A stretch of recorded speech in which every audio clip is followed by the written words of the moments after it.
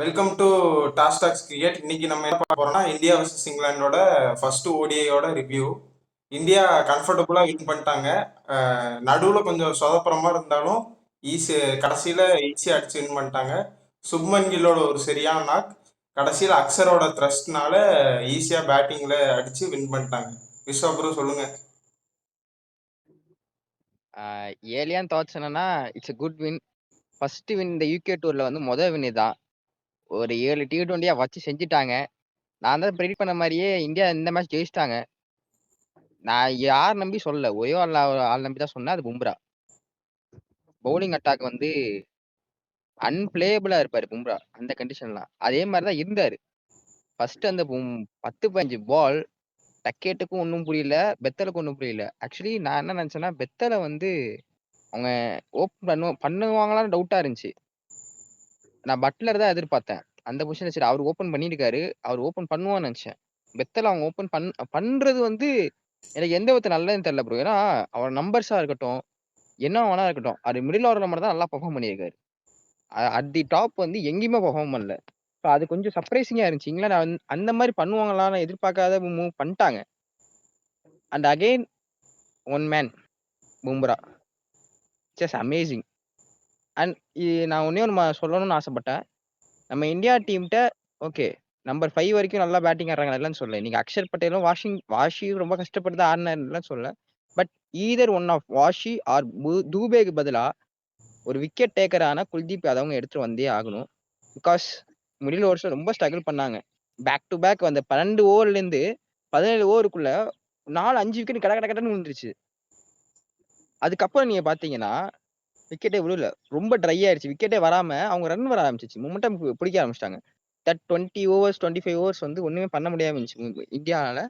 அக்ஷர் பட்டேல் போட்டா 4 விக்கெட் எடுத்தாரு. இருந்தாலும் ஐ ஃபீல் குல்தீப் யாதவ் வேணும்னு நினைக்கிறேன். ஏன்னா பும்ரா மட்டும் எடுத்துருங்களேன். அந்த அட்டாக்ல பும்ராவை எடுத்துட்டு மிச்சம் இருக்கவங்க பாத்தீங்கன்னா எனக்கு அவ்வளவு நல்ல ஃபீலிங் வரல. இன்னொன்னு பும்ரா இல்லாம அந்த அட்டாக்கோட மொத்த விக்கெட் எடுத்து பாத்தீங்கன்னா 160 விக்கெட் எடுத்திருக்காங்க. குர்னூர் பால்ல இருந்து எல்லாம் சேர்த்து போட்டீங்கன்னா 160 விக்கெட் தான் எடுத்திருக்காங்க. குல்தீப் யாதவ் வந்து 194 விக்கெட் எடுத்திருக்காரு. சோ அதுலயே தெரியுதுல அவர் விக்கெட் எடுக்கிறாரு. எதனால ஒமிட் பண்றீங்கன்னு தெரியாம ஒமிட் பண்ணக்கூடாதுல்ல. இப்ப நீங்க புவனேஸ்வர் குமாருக்காச்சும் சரி, ஒரு ஷமிக்காச்சும் வயசு காரணம் காட்டி நீங்க ஒமிட் பண்றீங்க. எனக்கு அது கூட எனக்கு புரிஞ்சுக்க முடிச்சு. வயசு காரணமா இருக்கணும் ஒமிட் பண்ண. பட் இதெல்லாம் டசன்ட் மேக் எனி சென்ஸ். உள்ள ஒருத்தர் உட்கார வச்சுட்டு இப்படி எல்லாம் பண்றது வந்து என்ன பொறுத்தவரை தப்பு. But it's a good win. இது ஒரு சேஞ்ச் மட்டும் பண்ணணும். ஏன்னா நெக்ஸ்ட் மேட்ச் வந்து ஒரு ஸ்லோ வென்யூல ஆடுறாங்க.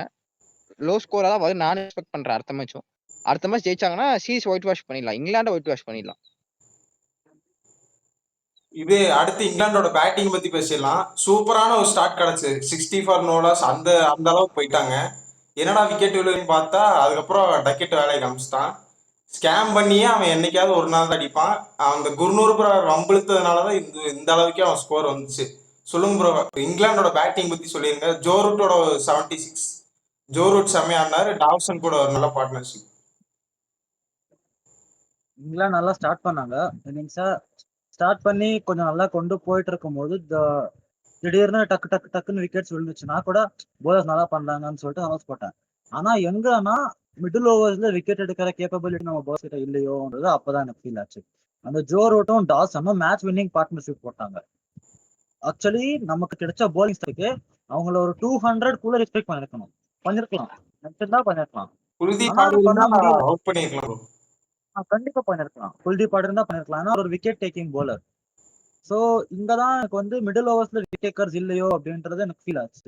அதுக்கப்புறம் பேட்டிங்ல ரூட்டுக்கு ஆப்வியஸ்லி கிரெடிட்ஸ் கொடுத்துதான் ஆனோம். செம்மையா பேட்டிங் பண்ணாரு. கூட அந்த டாசனும் நல்லா அட்டாக் பண்ணி விளையாடினாரு. அது நம்ம நோட்டீஸ் பண்ண வேண்டிய விஷயம். சும்மா சாதாரணமா ஆடிட்டு போகாம ரூட் அங்க நின்று இருந்தா இவர் அட்டாக் பண்ணி ஸ்கோர் இன்க்ரீஸ் பண்ணாரு. அதுக்கப்புறமா வந்தவங்க கூட கொஞ்சம் நல்லா ஆடினாங்க. பிகாஸ் அவங்களோட டெய்ல் டெப்த்தும் நல்லா இருக்கு. டெய்ல பேட்டிங் நல்லா இருக்கு. சோ அவங்களுக்கு இந்த ஸ்கோர் கொஞ்சம் கம்மி தான். அவங்களோட பேட்டிங்க்கு அடிச்சது கம்மி தான். பட் நம்ம இன்னும் கம்மியா ரெஸ்ட்ரிக்ட் பண்ணிருக்கலாம். நம்ம மிஸ் பண்ணிட்டோமோன்னு தோணுது. அதுக்கப்புறம் இந்தியாவோட போலிங்ல ஜடேஜா கண்டிப்பா இருந்திருக்கணும். ஜடேஜாவும் இப்போ இந்த ஸ்குவாட்ல இல்ல. ஆனா கிரிக்கெட் வேர்ல்ட் கப் நான் சொல்றேன் 2027ல ஜடேஜாவும் குல்தீப்பையும் சேர்த்து ஆடிதான் ஆகணும். சொல்லுங்க ப்ரோ. ஒண்ணே ஒண்ணு அதான் சொல்ல வந்தார். இல்ல ப்ரோ, நான் என்ன நினைச்சேன்னா ஐ திங்க் குர்னூர் கொஞ்சம் ஆட்டிடியூட் கம்மி பண்ண நல்லதுன்னு நினைக்கிறேன். நீ இப்பதான் பெர்ஃபார்ம் பண்ற. என்ன சொல்றது? கொஞ்சம் ஹம்பிளா இரு. லைன் லென்த்தா பிடிச்சு போடு. நான் திரும்பி திரும்பி சொல்ற ஒரே விஷயம் அதான். கேம ரெஸ்பெக்ட் பண்ணு. கேம் உனக்கு எல்லாம் தரும். பிளேயர ரெஸ்பெக்ட் பண்ணு. உனக்கு கேம் எல்லாம் தரும். இல்ல நான் யாரையும் ரெஸ்பெக்ட் பண்ண மாட்டேன். இப்படிதான் இருப்பேன்னா ரொம்ப கஷ்டம். எனக்கு அது மட்டும் திரும்பி சொல்லணும்னு நினைச்சேன். ஏன்னா நீங்க பாத்தீங்கன்னா, எனக்கு அந்த ஆட்டிட்யூட் எனக்கு பிடிக்கல. உண்மையிலே. அக்ரெஷனா இருப்பா. இப்போ ஒருத்தன் அவன் ஒருத்தன 6 அடிக்கிறான். அடுத்த பால் போடு ஹெல்மெட்டுக்கு போடு. ஹெல்மெட் உடையட்டும் போடு. என்ன ஆயிர போகுது? கால் உடையணும். யாக்கர் போட்டு கால உட. அதுல காட்டுங்கன்னு சொல்ல வரேன். அகைன் இங்கிலாந்து பேட்டிங் சொல்றேன் ப்ரோ. இங்கிலாந்து வந்து ஃபர்ஸ்ட் அந்த ஜேக்கப் பெத்தல வந்து அவங்க ஓபன் பண்ணதே எனக்கு புரியல. ஜேக்கப் பெத்தல் வந்து அந்த ஷேக்கி ஸ்டார்ட் தான் ப்ரோ இங்கிலாண்டை இந்த நிலைமை கொண்டு வந்திருக்கு. வேற ஒண்ணும் இல்ல. ஜஸ்ட் பவுன்ஸ் இருந்துச்சு. இந்த பிட்ச் அதுக்கு மேல நான் எதுவும் பார்க்கல. பெருசாலாம் ஒண்ணும் இல்ல. ஸ்விங் இருக்கும் ப்ரோ. சரிங்களா? ஆனா அந்த பவுன்ஸ்லயே சரி, அப்பப்ப லோ கெப்ட் ஆயிட்டே இருந்துச்சு. பும்ராக்கு பாத்தீங்கன்னா லோ கெப்ட் ஆச்சு. இன்னொரு பெரிய கன்சர்ன் என்னன்னா, கே ராகுல் ரொம்ப ரஷ்டியா இருந்தாரு. அலாங் வித் ரோஹித் சர்மா, விராட் கோலி ரொம்ப ரஷ்டியா இருந்தாரு. அவர் கீப்பிங் கொஞ்சம் பாத்துக்கணும். ஏன்னா ரஷ்டியா இருக்கான்னு சொல்லி நம்ம ஓட்ட முடியாது. ஐ ஹோப் விராட் கோலி கூட ஒத்துப்பேன். அவர் 2 சீரீஸா ஆடல. ஐபிஎல் முடிஞ்சு ஒண்ணுமே ஆடல. இப்ப நேரா வந்து ஆடுறாரு. ஆப்கானிஸ்தான் சீரிஸ் கூட ஆடல. பட் ரோஹித் அண்ட் விராட் வந்து ஐ மீன் ரோஹித் அண்ட் ராகுல் வந்து அந்த காரணம் சொல்றதை விட்டுறணும். ரஷ்டிங்கிற காரணத்தை விட்டுறணும் என்னைய பொறுத்தளவுக்கு. பிகாஸ் நான் இங்க பார்த்தேன் 12 ரன் ஏதோ கன்சிடர் ஆச்சுன்னு நினைக்கிறேன். அவரு வந்து மிஸ்ஃபீல் பண்ணி 12 ரன் கொடுத்தாரு. தூபே ஒரு கேட்ச் விடாரு தானே நடுவுல. ஆமா சான்ஸ் ப்ரோ. சாதாரண கேட்சே விடுவான். இல்ல அந்த கஷ்டமான சான்ஸ் எங்க போய் முடியுமா? பலம் நீ எப்பா ஞான பலம் நீ எப்பாங்கிற மாதிரி பலமான கேட்ச் நீ விடுற. நம்ம ஒண்ணும் முடியாது. திரும்பி சொல்றேன். Either of Dube or Washi. இப்போ வாஷி 50 அடிச்சதுனால வாஷியை நியமிக்க மாட்டாங்க. தூபிக்கு சான்ஸ் கிடைக்கனால அடுத்த மேட்ச் தூபையும் தூக்க மாட்டாங்க. பட் கொடுத்து பாருங்களேன் என்ன தப்பு இருக்கு. ஒரு காலத்துல 3 ஃபார்மேட் பிளேயரா இருந்தான் அந்த பையன். என்ன டேலண்ட். அவரு உள்ள கொண்டு வந்து உட்கார வச்சு சம்பந்தமே இல்லாம இப்ப ரவி பிஷ்ணா எடுத்து நீங்க ஸ்குவாட் வச்சிருக்கீங்க. No hatred towards Ravi Bishnoi. But அவர் என்ன பெர்ஃபார்ம் பண்ணாரு இது வரைக்கும் தெரியல. அவரை ஸ்குவாட்ல வச்சிருக்கீங்க. ஸ்குவாட்ல ஆளுக்கு சான்ஸ் கொடுக்க மாட்டீங்க. எனக்கு தெரியல ப்ரோ. இது எனக்கு எந்த அளவுக்கு கரெக்ட்னு தெரியல. ஆக்சுவலி அக்ஷர் பட்டேலுக்கு கொஞ்சம் கிரெடிட் கொடுப்பேன். கடைசி 4 விக்கெட் இந்த ஃபர்ஸ்ட் 7 விக்கெட்டே உழுவல அவருக்கு. ஐ தாட் வந்து எக்ஸ்ட்ரா கதை முடிஞ்சுன்னு நினைச்சேன். பட் லாஸ்ட் 3 ஓவர்ஸ் நல்லா விக்கெட் எடுத்து கம்பேக் கொடுத்து ஒரு 50 அடிச்சாரு. நல்ல முதல் கேட்ச் நல்லா அடிச்சாரு. வாஷியும் சரி, ஷேஷும் சரி, ஐ டோன்ட் ஃபீல் இந்த கண்டிஷன் அவங்க அடாப்ட் பண்ணிக்கல. 50 அடிச்சாரு வாஷி. நான் இல்லைன்னு சொல்ல. ரொம்ப கஷ்டப்பட்டு அடிச்சாரு வாஷி. ஷேஷ் வந்து ரொம்ப ஆட்னு தெரிஞ்சாரு. So okay not.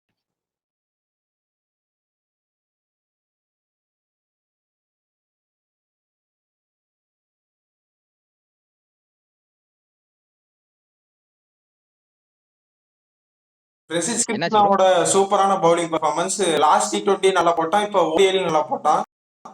First over spell பும்ராவும் Prasidh கிருஷ்ணாவும் வச்சு பவுன்ஸ் இறக்கிட்டாங்க. அதுலயே அவங்களுக்கு ஒரு மொமெண்டமே கிடைக்கல. அதுக்கப்புறம் தான் குர்னூர் ரன் வந்தாச்சு. அதுக்கப்புறம் அவங்க திரும்பி விக்கெட் போயிருச்சு. சொல்லுங்க ப்ரோ, பிரசித் கிருஷ்ணாவோட பவுலிங் பத்தி என்ன நினைக்கிறீங்க? ரஷீத் வந்து இந்த விக்கெட்ல ஆட முடியாது. கஷ்டம் தான். நான் இல்லைன்னு சொல்ல. பட் அவருக்கு நான் ஒரே ஒரு அட்வைஸா என்ன சொன்னா, கொஞ்சம் உங்க அடாப்டிலிட்டிய டெவலப் பண்ணிக்கங்க. பிச்சுக்கு ஏத்த மாதிரி பவுலிங் போடுங்க. நல்லா போட்டாரு. இன்னைக்கு நல்லா போட்டாரு இல்லைன்னு சொல்ல.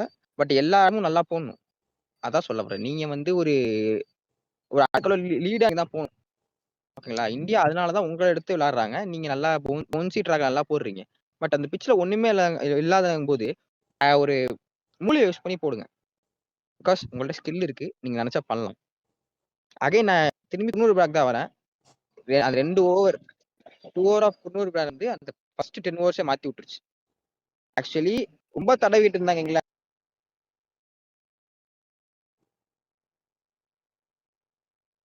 அந்த 2 ஓவர் குன்னூர் பிராட் தான் அவங்களை கொஞ்சம் செட்டில் ஆக விட்டுச்சு. இல்லாட்டி இன்னும் கம்மியா வந்திருக்கும்.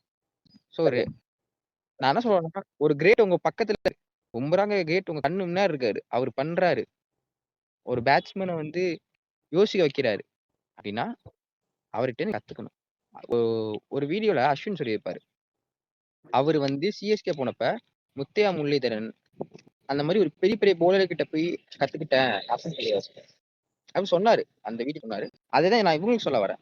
நீங்க போய் அவர் என்ன பண்றான்னு பாருங்க. இப்ப விராட் கோலி ஒருத்தர் இருக்காருன்னா யங் பேக் போறாங்க வைபவ் சூரியவன்ஷினா என்ன பண்றாரு, கோலி என்ன பண்றாருங்க, என்ன பண்றாரு, எப்படி ஆடுறாரு, என்ன மாதிரி விளையாடுறாருன்னு பாருங்க.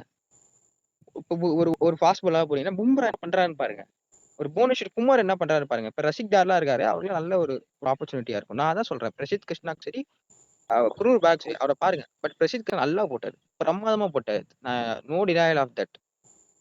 அகைன் இன்னொரு யாரை விட்டேன், சுப்மன் கில். நான் மறந்துட்டேன், நான் மறந்துடுவேன், இதே மட்டும் சொல்லிடுறேன். சுப்மன் கில் ஹேட்ஸ் ஆஃப்டா தம்பி, பயங்கரமான இன்னிங்ஸ். அந்த இன்னிங்ஸ் வந்து ஐ திங்க் டிசர்விங் செஞ்சுரி விட்டு போயிட்டாரு.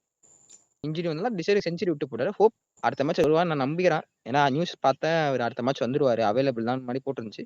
ஹோப் அவர் வந்து பெர்ஃபார்ம் பண்ணணும், ஐசிசி மாதிரி பெர்ஃபார்ம் பண்ணணும், இந்தியா வேர்ல்ட் கப் அவர் அடிச்சு தரணும் 2027. சரி bro, அப்படியே அப்படியே அதான் என்னோட இந்தியாவோட ஆசை. ஒரு மேட்ச் ரெஸ்ட் கொடுக்கலாம்னு தோணுது. ஒரு மேட்ச் ரெஸ்ட் கொடுக்கலாம்னு தோணுது bro. யாருக்கு bro? கோரா ஒருத்தர் கொஞ்சம் டைம் கொடுக்கணும். யாருக்கு இல்ல ரெக்கவர் சுப்மன் கில். இல்ல ஆயிடுவான்னு போட்டிருந்தாங்க, நியூஸ் அப்படிதான் வந்துச்சு, என்னன்னு தெரியல.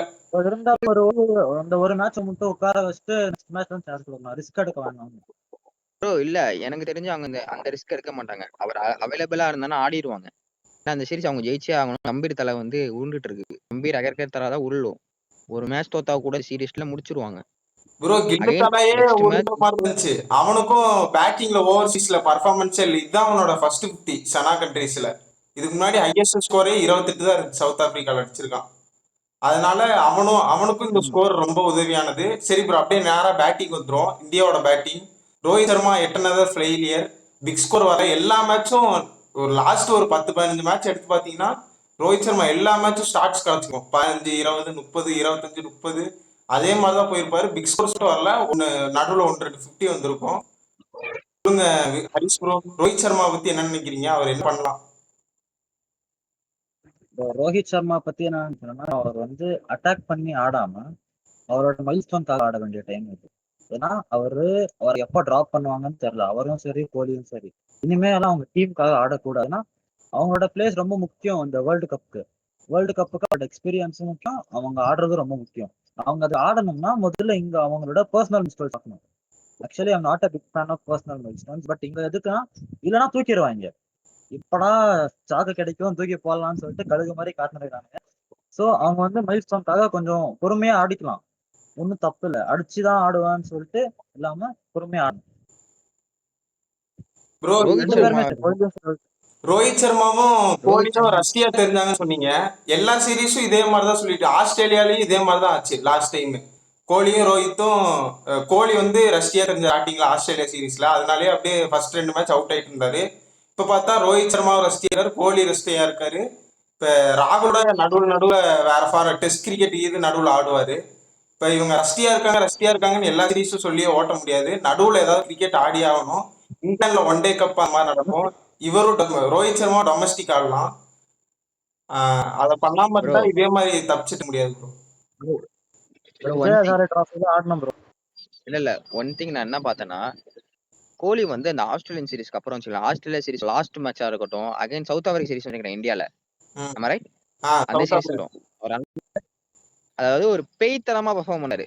அந்த 2 மேட்ச் ரஷ்யா இருந்தாரு, பேய்த்தனமா பெர்ஃபார்ம் பண்ணாரு. எனக்கு தெரிஞ்சு எனக்கு கோலி மேல அவ்வளவு கிரிட்டிசிசமா இருக்க வேண்டாம். இன்னொன்னு அவர் ரஷ்டியால இருக்க மாட்டாரு ப்ரோ. அவர் ஆட ஆரம்பிச்சானா ரஷ்டியால இருக்க மாட்டாரு. ஒரு மாசம் அப்படியே வந்து நீங்க அந்த இதை ஆடும். ஃப்ளோ புடிச்சிட்டாருன்னா அடுத்து அவர் அடிச்சுட்டே இருப்பாரு, அது பிரச்சனை இல்ல. அந்த ஸ்டார்டிங்ல அதுதான் ப்ரோ, பிடிக்கணும், அதான். எனக்கு ஒரே ஒரு ஆள் மேலதான் கொஞ்சம் பயம், ரோஹித் சர்மா. ஏன்னா அவர் வந்து எல்லா சீரிஸுமே இந்த மாதிரி தான் ஸ்டார்ட் பண்றாரு. இன்னும் நான் என்ன பாக்குறேன்னா, அவர் என்ன ப்ராப்ளமா பாக்குறேன்னா, ஆஸ் அ ஃபேனா பாக்குறேன், என்ன பாக்குறேன்னா, 2க்கும் நல்லா மாட்டிக்கிறாரு எனக்கு ஃபீலிங் இருக்கு மைண்ட்ல. சம்டைம்ஸ் வந்து நம்மளே கல்லி கடிக்கிறோம் வச்சுக்கலாம், இந்த பால் அடிக்கிறது நம்ம போய் இறங்கி போய் சுத்தணும் வச்சுக்கலாம், அவுட் ஆகும். எனக்கு அதே மாதிரிதான் இவர் ரோஹித் ஆறத பார்த்தா இருக்கு. ஆமா இப்ப ப்ரோ, நம்ம அவர் அடிக்கலாமா அட்டாக்கிங்னா இல்ல ஃபுல் ஃப்ளோ அட்டாக்கிங் போக மாட்டாரு, டிஃபென்சிவ்னா ஃபுல்லா அப்படியே நார்மலாவும் ஆட மாட்டாரு. அப்படியே அந்த டபுள் மைண்டடாவே இருக்காரு. நான் ஒரு ஷார்ட் சொல்றேன். ஐ திங்க் வந்து யாருக்கு அகேன்ஸ்டா எனக்கு அது சரியா ஞாபகம் இல்லை. பட் ஒரு நல்ல டிஃபென்ஸ் ஆனாரு, மிடில் ஆஃப் பட்டு நல்ல டிஃபென்ஸ் ஆனாரு. எனக்கு அதுவே நல்ல ஒரு ஃபார்ம்ல இருக்காரு, நல்ல இதுல இருக்காரு எனக்கு தெரிஞ்சு. பட் திரும்பி சொல்றேன், அது ஹெசிடேஷன் வேணாம். அடிக்கிறேன்னா அடிச்சிருங்க, அடிக்கிறோமா தூக்கி வெளியே அடிச்சிருங்க, வேர்ல்டு கப் வேண்டாமா மாதிரி ஒரு 20 பால் 30 அந்த மாதிரி ஸ்டார்ட் கொடுத்துட்டு போய் அந்த மாதிரியும் ஆடணும். இல்லாட்டினா ஃபுல்லா நான் லாங் இன்னிங்ஸ் ஆட போறேன் அந்த மாதிரி எடுத்துட்டு ஃபர்ஸ்ட் இருந்தே இந்த மாதிரி ஆடிடணும். ப்ரோ இன்னொரு திங் நான் இப்பயும் சொல்றேன். அங்க யாருமே வந்து நல்லா இல்ல. ஈவன் நீங்க ஜோ ரூட்டே கேட்டீங்கன்னா கூட கம்ஃபர்டபுளா இருந்த மாதிரி எனக்கு தெரியல. டாஸ் மட்டும் கொஞ்சம் அட்டாக்கிங்கா ஆடினாரு. பட் அவரே கம்ஃபர்டபுளா இருந்தானா ஐ டோன்ட் நோ. பட் அந்த பிட்ச்ல ஒரே ஒரு ஆள் மட்டும் தான் நல்லா கம்ஃபர்டபுளா தெரிஞ்சது. அது கில்லு. நீ என்ன போட்டாலும் அடிப்பாங்கிற மாதிரி இருந்தாரு. ஸோ நம்ம அதனால கம்ப்ளைண்ட் பண்ண வேணாம். நான் என்ன சொல்றேன்னா, எஸ் அவங்க 2 பேரும் விட்டுருங்க. 2021 அவங்க இருந்தே ஆகணும். அவங்க 10 டக்கு அடிச்சாலும் சரி, 15 டக்கு அடிச்சாலும் சரி. சஞ்சு சாம்சங்க டிராப் பண்ண மாதிரி அவன் டிராப் பண்ணிட்டு நீங்க உங்களால போக முடியாது அவ்வளவு ஈஸியா. 2 பேருமே லெஜெண்ட். ஒருத்தர் 300 மேட்ச் ஆடிருக்காரு. ஒரு ஓப்பனரா வந்து சம்ஹவ் 10,000 நியர் ரன்ஸ் அடிச்சிருக்காருன்னு நினைக்கிறேன். 10,000 or 14 சம்திங் ஏதோ பார்த்தேன். ரோஹித் சர்மாவும் சும்மா இல்ல. அவரும் நிறைய டன் கணக்குல ரன் எடுத்திருக்காரு இதே ஃபார்மேட்ல. 2023 அன்பீட்டனா கொண்டு போயிரு. 2023ல அந்த பீஸ்ட் ஃபார்ம் தான் 2027க்கு வேறு. அதனால எனக்கு தெரிஞ்சு அவங்க 2 பேர் டிராப் பண்ண மாட்டாங்க. அவங்க 2 பேர் டிராப் பண்ணீங்கன்னா நீங்க குவாலிஃபை கூட ஆகிறீங்க நான் சொல்லிட்டேன். ப்ரோ இது அடுத்து கில்லோட பேட்டிங் பத்தி பேசலாம். ஃபர்ஸ்ட் அவரோட கேப்டன்சி ப்ரோ. கில்லோட கேப்டன்சி அப்படியே மேலதான் போயிட்டே இருக்கு. கீழே மட்டும் இல்ல. கீழே மட்டும் வரவே மாட்டேங்குது. மேலதான் போய்கிட்டே இருக்கு. சூப்பரான captaincy and batting. Kohli out ஆயிட்டாரு. எவன் பேட்டிங்லாம் உட்காந்து பாக்குறது அப்படின்னு பாத்துட்டு இருந்தா கில்லு வந்து செஞ்சு காமிச்சிட்டாரு. அவன் அடிக்கிற ஷாட் அவ்வளவு ஆளா இருக்கு ப்ரோ. போட்டோ ஃப்ரேம் எடுத்து வீட்டுல மாட்டிக்கும் அந்த மாதிரி இருக்கு. சொல்லுங்க ஹரிஷ் ப்ரோ, கில்லோட பேட்டிங் கேப்டன்சி பத்தி சொல்லுங்க. ப்ரோ கேப்டன்சி வந்து நான் உனக்கு கேப்டன்சி கொடுக்கும்போது கொஞ்சம் கிரிட்டிசைஸ் பண்ணியிருப்பேன். என் ஃப்ரெண்ட்ஸ் எல்லாம் கொஞ்சம் தப்பா தான் பேசினாங்க. எல்லாருமே பண்ணோம். எதுக்கு கேப்டன்சி கொடுக்குறாங்க, என்ன எக்ஸ்பீரியன்ஸ், அது ரோஹித் சர்மா சேர்த்து குடி கொடுத்தாங்கன்னு போது கொஞ்சம் காண்டாதான் இருந்துச்சு. நல்லா பண்றான்னா ஐம் ஹாப்பி. நல்லா பண்ணி டீமை நல்லா கொண்டு போனா ரியலி ரியலி ஹாப்பி. குஜராத் டைட்டன்ஸையும் ஃபைனல்ஸுக்கும் கொண்டு போய் நல்லா கேப்டன்சி பண்ணியிருந்தாரு. அவருக்கு கேப்டன்சில இன்க்ரீஸ் பண்ணா நம்ம டீமுக்கு தான் உள்ளது. டெஸ்ட்லயும் கொஞ்சம் நல்லா பண்ணி இங்கிலாண்டோட ஆஃப் பண்ணிட்டு வந்தாரு. அந்த ஒயிட் வாஷ் விட்டுருவோம் சவுத் ஆப்பிரிக்காவோட யாரும் பெர்ஃபார்ம் பண்றாங்க சீரீஸ்ல. அதை தவிர நல்லா பண்ணியிருக்காரு. அதுக்கப்புறம் இந்த இன்ஜுரி ஆகி ரிட்டையர் ஹார்ட் ஆகாம இருந்தா ஒரு 100 பார்த்துருக்கலாம்.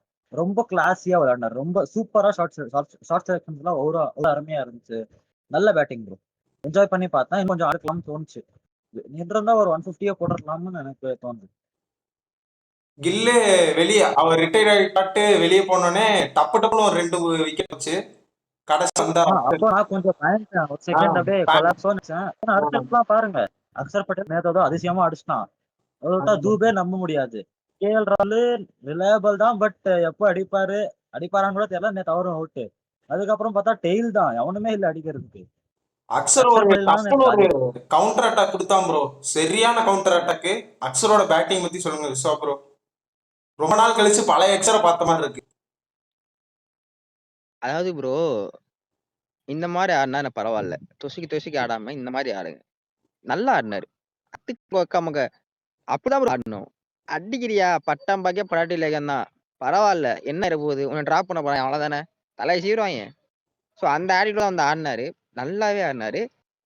பும்ரா பத்தி சொன்னீங்க. ஐ மீன் கில் பத்தி சொன்னீங்க கேப்டன்சி பத்தி. அவர்கிட்ட ஒரு நல்ல விஷயம் பார்த்தேன்னா அவர் பெஸ்ட் பவுலர் கொடுத்து எப்படியாச்சும் அந்த டீம் வந்து முடிச்சு கட்டணும் தான் பாக்குறாரு. அது எல்லாம் சரி. அட்டாக்கிங் மைண்ட் செட் இருக்கு. அவரு அவர்கிட்ட வந்து அவர் கேப்டன்சி எடுத்த புதுசா அதுதான் லேக்கிங்கா இருந்துச்சு. அதனாலதான் நிறைய சீரிஸ் தோத்தாங்க. பட் இப்ப வந்து அந்த மைண்ட் செட் போயிடுச்சு. எனக்கு அதை பார்க்கவே சந்தோஷமா இருக்கு. முடிச்சிடணும் அப்படின்னு போறாங்கல்ல. அந்த அந்த தட் கைண்ட் ஆஃப் ஸ்பிரிட் வந்து பயங்கரமா இருந்துச்சு. ஸோ என்னை பொறுத்தவரைக்கும் அவரு சூப்பர், கில் சூப்பர். அதான் சொல்ல கில்லி நான் என்னைக்குமே ஃபேன். ஆனா அவர் ரொம்ப ரஷ் பண்ணாதீங்க தான் சொல்றேன். அவர் வந்து அவர் விட்டீங்கன்னா அவர் லெஜெண்ட் ஆக வாய்ப்பு இருக்கு. ஓகேங்களா? அக்ஷர் பத்தி கேட்டீங்க. இந்த 7 ஓவர்ஸ் ரொம்ப ஓகேவா தான் போட்டாரு. பட் லாஸ்ட் 3 ஓவர்ஸ் போட்டு விக்கெட் எடுத்தாரு. அவர் விக்கெட் எடுத்து யாரு என்னன்னு நான் பார்க்க வரல. ஆனா விக்கெட் எடுத்தாரு. அவ்வளவுதான். 4 விக்கெட் எடுத்து கொடுத்து ஆல் அவுட் பண்ணி கொடுத்துட்டாரு. அகைன் பேட்டிங்ல கொலாப்ஸ் இந்த டைம்ல வந்து இறங்கி ஆடி நல்லா ஆடிட்டாரு. ஸோ நான் என்ன சொல்றேன்னா ஐயா விட்டுருங்க. தயவு செஞ்சு அந்த வைஸ் கேப்டன்சிங்கிற பதவி கொடுத்து அவர் டிராப் பண்ணி எனக்கு தெரிஞ்சு அதுதான் பெரிய பெரிய ரோல் பிளே பண்ணுச்சு. வைஸ் கேப்டன்சின்னு கொடுத்து அவரை டிராப் பண்ணி விளையாண்டு கேப்டன்சின்னு கொடுத்து அவரால் அந்த ப்ரெஷரை தாங்க முடியல. அவரை இறக்கி விட்டு ஃப்ரீயா இறக்கி ஆட விடுங்க. இன்னைக்கு வந்தா மழை போனா அந்த மைண்ட தான் ஆடினாரு. சீரியஸா வந்தாரு பரவாயில்ல என்ன பண்ணிட போறாங்கன்னு ஆடினாரு. மேட்ச் ஜெயிச்சு கொடுத்துறாரு. ஸோ இந்த கைண்ட் தான் வேணும். எல்லா பிளேயருக்கும் வேணும். நான் திரும்பி சொல்றேன். எனக்கு ஒரே ஒரு குறையா தெரியுது என்னன்னா அந்த மிடில் ஓவர்ஸ்ல இருக்க அந்த அந்த விக்கெட் டேக்கிங் இந்த மிடில் ஓவர்ஸ் வந்து கொஞ்சம் கொஞ்சம் இல்லை ரொம்பவே போரா இருக்கு. ஸோ என்னை பொறுத்தளவுக்கு ஒரு குல்தீப் யாதவ் மாதிரி ஒரு பவுலர் அங்கே வேணும். ஆர் ஒரு ரஷிக் தார் மாதிரி ஒரு பவுலர் அங்கே வேணும். ஒருத்தங்க அங்க இருக்கணும் ப்ரோ. விக்கெட் எடுத்தே ஆகணும். அந்த மிடில் ஓவர்ஸ்ல 10, 15 ஓவர்ஸ்ல ஒரு விக்கெட்டாச்சும் உங்களுக்கு விழணும். அப்பதான் அடுத்த பார்ட்னர்ஷிப் போடுறதுக்குள்ள அடுத்த விக்கெட் நீங்க எடுக்க முடியும். நீங்க விட்டுட்டீங்க வச்சுக்கங்களேன், லாஸ்ட் இந்த 10, 15 ஓவர் பொழந்துருவாங்க. ஸோ திரும்பி சொல்றேன். Bring back Kuldeep Yadav. ஆம், டூபே என்ன பண்ண போறீங்கன்னு தெரியல. இன்னைக்கு போட்டாரு, ஒரு விக்கெட்லாம் எடுத்தாரு சேர்த்தான். ஆனா அவரு வேற கண்டிஷன் எப்படி பர்ஃபார்ம் பண்ணுவாரு தெரியல. அவர் பேட்டிங் பத்தி இது வரைக்கும் தெரியல. ஸோ மேபி அவங்க ஒரு மேட்ச் 2 மேட்ச் கொடுத்து பார்க்கலாம். பார்க்கலாம் என்ன பண்றாங்கன்னு பார்க்கலாம். பட் அந்த மிடில் ஓவர்ஸ் போலிங் தான் கொஞ்சம் பயமா இருக்கு. திரும்பி திரும்பி பயமா இருக்கு. அது ஒண்ணு. இன்னொன்னு டாப் 6க்கு அப்புறமா அக்ஷர் பட்டேலுக்கு அப்புறமாவே எனக்கு சரியா தெரியல. அவங்க ஜெயிப்பாங்களான்னு தெரியல. ஒரு பிரஷர் மேட்ச்ல ஜெயிப்பாங்களான்னு எனக்கு உண்மையிலே தெரியல. ஒரு வாஷியா இருக்கட்டும். வாஷி ரொம்ப ரொம்ப ஸ்லோவா ஆடி தான் அடிச்சாரு. ஒரு வாஷியா இருக்கட்டும், ஒரு தூபேவா இருக்கட்டும். அதுக்கப்புறம் அந்த 4 பேர் பேட் பிடிக்கவே தெரியல. அந்த 4 பேத்துக்கு கீழே 4 பேர் பேட் பிடிக்கவே தெரியல. பும்ரா, அப்ப பிரஷீது, இன்னொருத்த யாரு, இன்னொரு பவுலர். குர்னூர் பிரார் இன்னொரு bra- அது யாரோ 4 பேர். அந்த 4 பவுலருக்கு வந்து பேட் பிடிக்கவே தெரியல. சோ என்னைய பொறுத்தளவுக்கு கொஞ்சம் அதுவும் கொஞ்சம் எனக்கு ஒரிங்கா இருக்கு. ஓகேங்களா? லைக் நீங்க அட்டாக்கிங்னா ஃபுல்லா போயிடணும். 4 இப்ப போற ஸ்ட்ராட்டஜிக்கு தான் 4 டெசிக்னேட்டட் பவுலர், ஒரு ரெண்டு ஆல்ரவுண்டர் போறாங்க. அது பிரச்சனை இல்ல. பட் அந்த 3 ஆல்ரவுண்டர் போறதா எனக்கு கொஞ்சம் சரிப்பட்டு வரல. பாப்போம் என்ன பண்றான்னு பார்ப்போம். சரி ப்ரோ. நல்ல வின் ஃபார் இந்தியா. ஓவர்சீஸ்ல ரொம்ப நாள் கழிச்சு பழைய டீம் மாதிரி ஆடி இருக்காங்க. அடுத்த மேட்சோட ப்ரெடிக்ஷன் போயிருவோமா? கார்டிஃப் நடக்குது. ஹரிஷ் ப்ரோ, உங்க ப்ரெடிக்ஷன் எந்த டீம் ஜெயிப்பாங்க? எனக்கு என்னமோ அடுத்த மேட்ச் இங்கிலாந்து வின் பண்ணுவாங்க. இங்கிலாந்து. நீங்க விஸ்வா ப்ரோ? இங்கிலாந்து எனக்கு அந்த வென்யூ பேர் என்ன சொன்னீங்க? எந்த venue? கார்டிஃப். அங்க வந்து எப்பயுமே கொஞ்சம் லோ ஸ்கோரிங்கா தான் இருக்கும். 230 தான் 51-49 average. தான் ப்ரோ. 51-49 இந்தியா. ஐ பிலீவ் இந்தியாவா? இந்தியா வந்து இங்கிலாந்து இல்ல ப்ரோ. இல்ல நான் யார் சொல்றேன்னா சொல்றேன். இந்த பிச்சிலே பும்ரா நீங்க ஆட முடியல. அடுத்த இன்னும் டெட்லியா இருப்பாரு. அக்சருக்கும் சரி, வாஷிக்கும் சரி, அந்த பிச்சு கொஞ்சம் ஹெல்ப் பண்ணுமோன்னு எனக்கு ஃபீலிங்கா இருக்கு. கொஞ்சம் ஸ்லோவா இருந்தா கொஞ்சம் ஹெல்ப் பண்ணும்னு நினைக்கிறேன். அவங்க 2 பேரும் என்ன தப்பு பண்றாங்க? அக்ஷரா இருக்கட்டும், வாஷியா இருக்கட்டும். அக்ஷர் கூட அந்த தப்பை சரி பண்ணிக்கிட்டாரு. இந்த ஒன் டேல கூட சரி பண்ணிட்டாரு. வாஷி மட்டும் நான் ஒண்ணே ஒண்ணு சொல்ல விரும்புறது என்னன்னா, ஸ்பின் பண்ணுங்க. ரெவல்யூஷன் கொடுங்க. இன்னொரு டீம் மேனேஜ்மெண்ட் ஒண்ணே ஒண்ணு கேட்கறேன். ஏன்டா அவனை இப்படி உயிர் எடுக்கிறீங்க? அவனுக்கு என்ன ரோல்னு ஒண்ணு சொல்லிருங்க. பாவமா இருக்கு ப்ரோ. வாஷியா பார்த்தாரு. என்ன ரோல்னே தெரியல. இப்ப நான் ஒரு டீம்ல எனக்கு என்ன ரோல் தெரியல, என்ன பண்ணுவான் அவனும். சோ அதனால ஒரு ரோல் கொடுத்துருங்க. இதாப்பா ஒரு ரோல். 5 ஓவர் போட போறியா? 5 ஓவர் போடுவ. நடுவுல கீழே வந்து பேட்டிங் ஆட போற. அவ்வளவுதான் ரோல்ல அப்படின்னு சொல்லி வேலை முடிஞ்சு போச்சு. சோ 51-49 இங்கிலாந்து. ஹோப் நான் எப்படி சொல்றேன், அடுத்த மேட்ச் ஜெயிச்சாங்கன்னா சீரிஸ் இங்கிலாந்து ஒயிட் வாஷ் பண்ணிடலாம் இங்கிலாண்ட. அடுத்த மேட்ச் தான் முக்கியமான மேட்ச். அதெல்லாம் லாஸ்ட்ல ஜெயிச்சிருவோம். லாஸ்ட்ல எனக்கு நம்பிக்கை இருக்கு. லாஸ்ட்ல ஜெயிச்சிருவோன்ட்டு.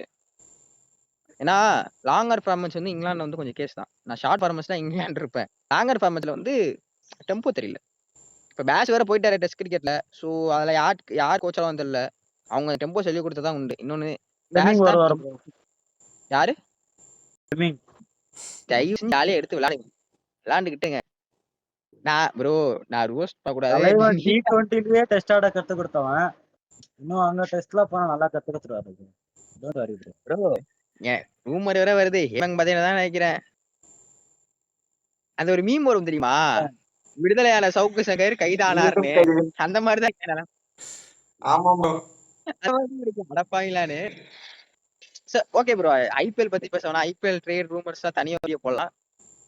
பட் என்னை பொறுத்தளவுக்கு நான் க்ளோஸா தான் தரேன்.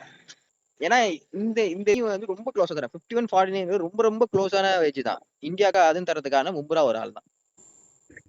உங்க பிக்சர் தலையை மட்டும் ஆனா தப்பிச்சாருங்க. அவரு தலையை மட்டும் ஆட்டி ஆட்டி தப்பிச்சிடுறாரு. ப்ரோ ப்ரெடிக்ஷன் கொடுத்தாலே ஆப்போசிட் ஆயிடுது ப்ரோ. என்ன ப்ரோ பண்றது? இல்ல ப்ரோ, எனக்கு எந்த டீம் பவுலிங் ஃபர்ஸ்ட் போடுவாங்களோ அவங்க ஜெயிப்பாங்கன்னு தோணுது. சேஸ் பண்ற டீம் வின் பண்ணிடுவாங்க.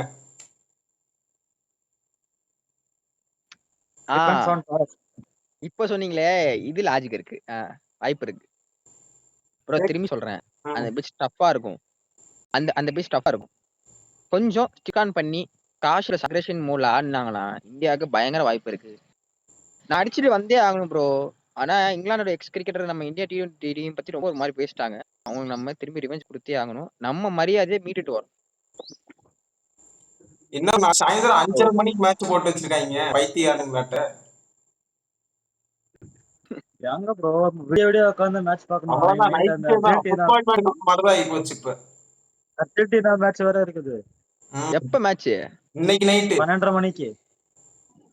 ஓ இன்னைக்கு அர்ஜென்டினா நாளைக்கு நேஸ்ட். ஏங்க இது கிரிக்கெட் சேனலுங்க. கிரிக்கெட் மேட்ச் கேட்டா ஃபுட்பால் மேட்ச் சொல்றீங்க 12 மணின்னு. ப்ரோ. கிரிக்கெட் நாளைக்கு எப்பா நாளைக்கு சாயங்காலம் 5 மணிக்கு 5:30க்கு. அதான் சொல்லுங்க. நாளைக்கு தான் அர்ஜென்டினா மேட்ச். அந்த 2 அர்ஜென்டினா ஃபேன்ஸ் தொலை தாங்க முடியல சாமி. நான் திடீர் ஃபுட்பால் ஃபேன் அடுத்து ப்ரோ. வேர்ல்ட் கப் அடிச்சோடனே என்ன வீடியோ மோஸ்ட்லி போடுறோம். வீடியோ போடுங்க. நான் தான் ஹோஸ்ட் சொல்லிட்டேன். ஃபுட்பால் பத்தி எனக்கு ஒரு மண்ணும் தெரியாது. ப்ரோ நான் ப்ரோ எனக்கு எதுவுமே தெரியாது ப்ரோ. திடீர்னு வேர்ல்ட் கப் பார்த்துட்டு இருக்கிறேன் ப்ரோ நானு. எல்லாத்தையும் சப்போர்ட் பண்றாரு இவரு. கேட்டா தெரியலங்கிறாரு. திடீர்னு வந்து நான் அர்ஜென்டினா ஃபேனா இருக்கேன்.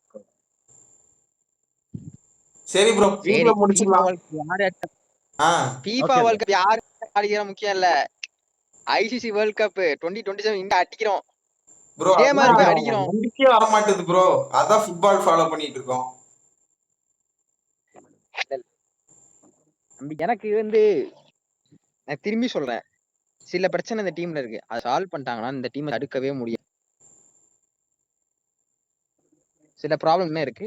ஹோப் ஃபார் த பெஸ்ட், அவ்வளவுதான். எனக்கு பவுலிங் கூட போட்டுருவாங்க ப்ரோ. பேட்டிங் தான் எனக்கு டவுட்டா இருக்கு. ஒரு நம்பிக்கையே வர மாட்டேங்குது பேட்டிங். ப்ரோ இன்னும் 15 சீரிஸ் இருக்கு. மேக்ஸிமம் 10-17 சீரிஸ் இருக்கும். அதுக்குள்ள கண்டுபிடிச்சிருவாங்க.